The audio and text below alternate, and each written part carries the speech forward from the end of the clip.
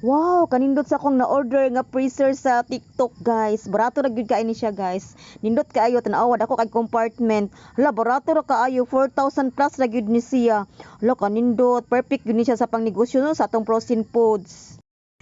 Hello guys, mo ni akong gi-order nga freezer sa TikTok, guys. So ato i-unbox ang atong gi-order nga freezer.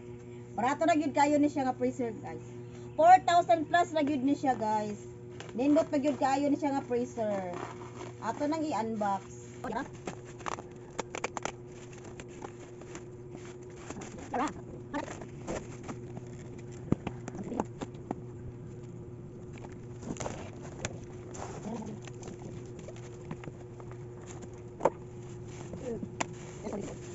Tcharan!